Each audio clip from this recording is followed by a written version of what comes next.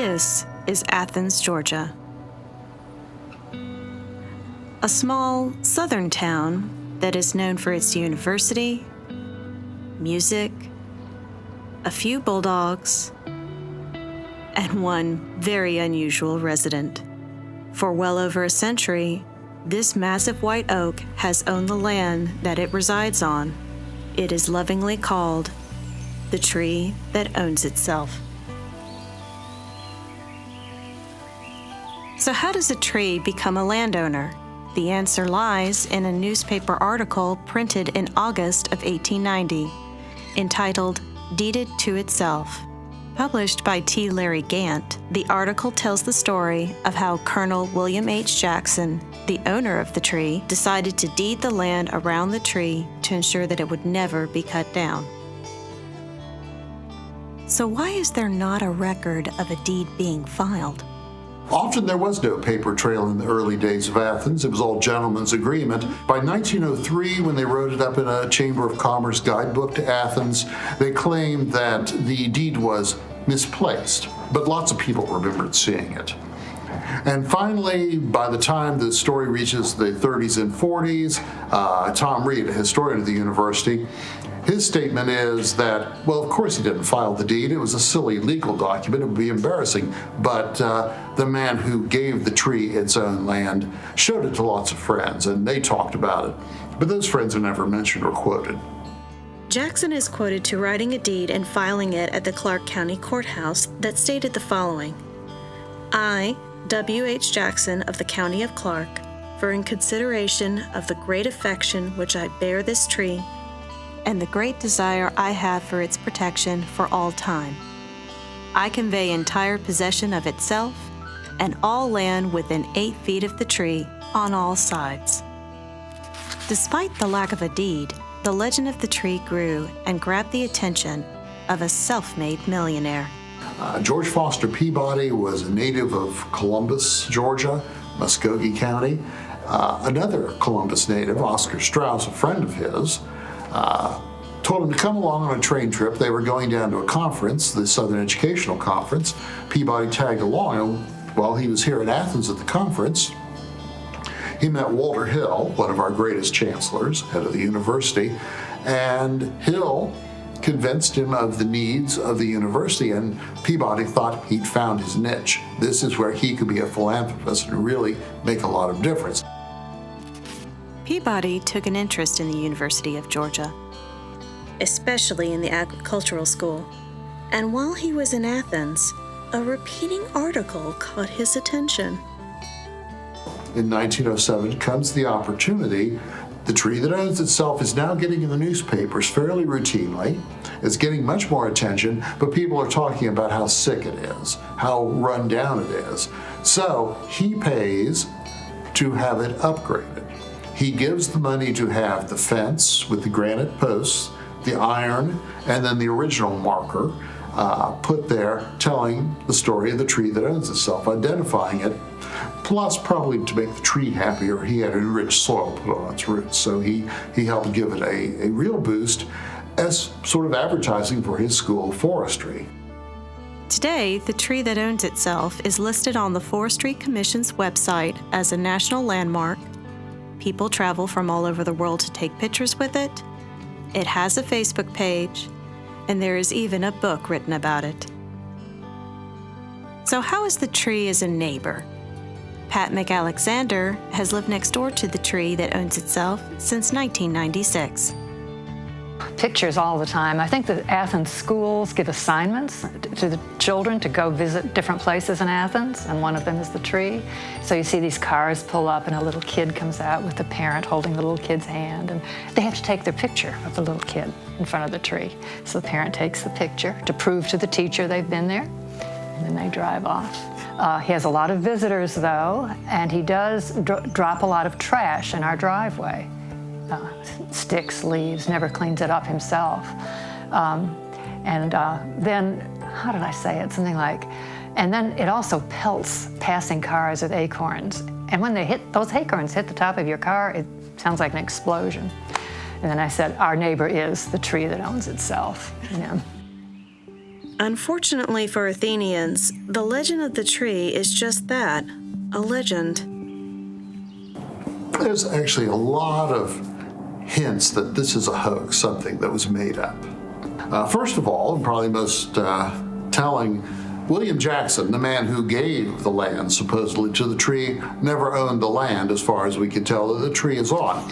He very clearly owned the lot across the street from it. The deed across the street where the tree actually stands belonged to the Meeker family. Jackson died in 1875, so there's no way Gant could have been talking to him about his sleeping under the tree as a young man or climbing into it as a boy. And as a boy, he probably was no ways near the tree to do all this. There's no mention of his tree in his obituary. In fact, there's no mention of this tree business before 1890 in the newspaper article. The story first broke in 1890. It was largely ignored for 10 years. 1901, they brought it up again. Then it was a little more frequently quoted, but it really did not take off as a story, and nobody came forward at the time with a recollection of it. So why would Larry Gant make up such a story? One thing I have found out about T. Larry Gant over the past 2 or 3 years with some other work I'm doing is he was a bit of a speculator, and he had sunk money into a project outside of the city. Now, in 1890, Athens has pretty much developed all the land in the original millage purchase. It's ready to bust at the seams, and when the seams bust, you're going to have to start building houses beyond the point where it's convenient really to walk downtown to your office. And of course, in those days, no automobiles. You are either going to have to use your own carriage, your own horse, or walk. In 1890, though, Athens gets some exciting news. They had had a failed venture at a mule-pulled streetcar line that had not been a success. But in 1890, they received word that it was going to be upgraded to electric streetcars, the latest thing. Very, very progressive. And one of the first articles to reflect this news is probably written by T. Larry Gant. It's not signed, but it's this very enthusiastic article in the editorial voice in Gant's newspaper. And he's saying, show you on the map here,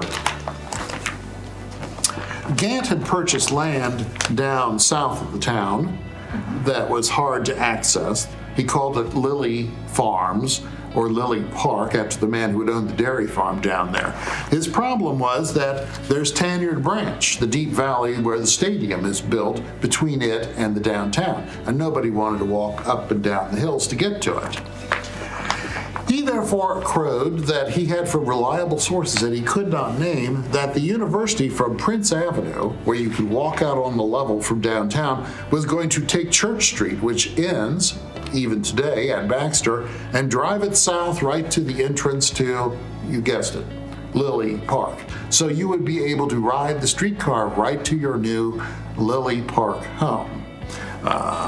Unfortunately, what he may or may not have realized at that point was the streetcar folks were interested in working with the Athens Park and Development Company. They were going to develop land in an entirely different part of town, the area today we call the Boulevard, and that would be in competition. Gant might have thought that if he could boost a tourist attraction in that area, he could bring the streetcar line further down Millage Avenue or get the Church Street line developed. Some way he had to lure that line south, and the tree that owns itself would have given him an attraction. Now, Lily Park was also going to be a park with a lake and driving lanes and all, but I think he realized there was no way he was going to lure the streetcar that far south at that point. Now, in effect, this didn't work, and Gant left the next year. The streetcar line went partway down Millage Avenue. It did not reach the vicinity of his development until about 1913, 1914. Now that's 5 Points, one of the most popular older neighborhoods in Athens. Even though the story has been proven to be false, it has become a part of Athens history. So when the original tree fell in 1942, instead of tearing down the enclosure and finally widening Finley Street, the Junior Ladies Garden Club, along with the town of Athens, replanted a sapling grown from one of the tree's acorns. It is affectionately called the son or daughter of the tree that owns itself. So what happens if it falls again?